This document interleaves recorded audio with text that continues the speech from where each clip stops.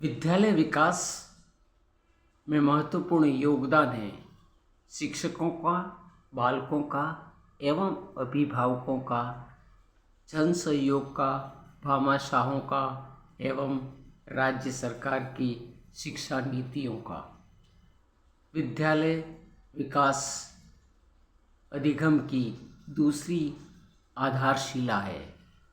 पहला नींव, पहली फाउंडेशन हमारा परिवार होता है। उसमें ही हम संस्कार ग्रहण करते हैं।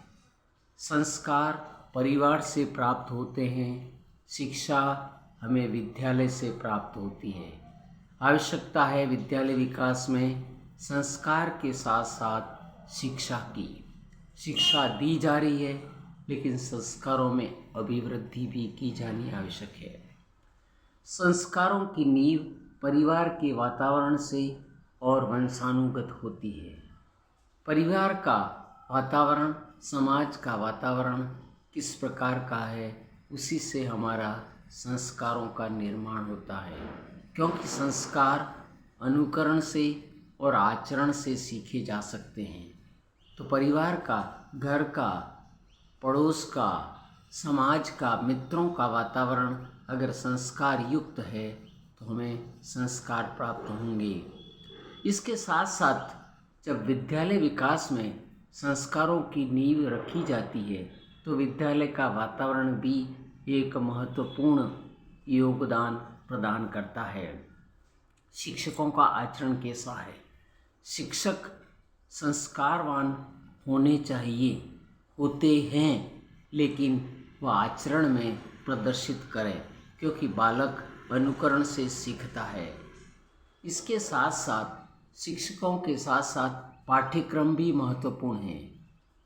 शिक्षा जगत में पाठ्यक्रम का बहुत ज़्यादा योगदान है संस्कार बनाने में।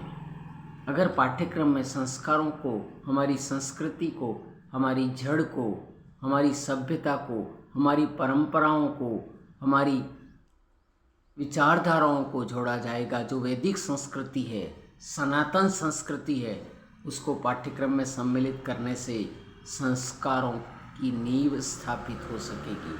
आज शिक्षा के बड़े बड़े केंद्र स्थापित तो हो रहे हैं, लेकिन संस्कारों की कमी का ह्रास होता जा रहा है। इसमें नैतिकता का ह्रास हो रहा है। नैतिकता और संस्कार एक दूसरे के पूरक हैं। आज हर व्यक्ति भौतिकतावाद की होड़ में पड़ा हुआ है और उसे अपने संस्कारों का भान और ज्ञान नहीं है, वह कम होता जा रहा है। भौतिकतावाद ने हमारे संस्कारों पर आवरण ढक दिया है। इस भौतिकतावाद ने हमारी संस्कृति को दूषित करने में कोई कमी नहीं रखी है। इसलिए आवश्यकता है वर्तमान परिस्थिति में पश्चिमी संस्कृति, मोबाइल संस्कृति ने हमारी सभ्यता को समाप्त करने के जो प्रयास किए हैं, इसके लिए पुनः हमें जागरूक होना है। सनातन संस्कृति को पुनः स्थापित करना है। अतः हम आगे बढ़ें और हमारी संस्कृति, हमारी विरासत, हमारी धरोहर को संजोए रखें। अन्यथा हमारी संस्कृति और पर्यावरण विलुप्त हो जाएगा। आवश्यकता है विद्यालय, पाठ्यक्रम, परिवार, वातावरण, इस सब में संस्कारों को, नैतिकता को महत्व दिया जाए।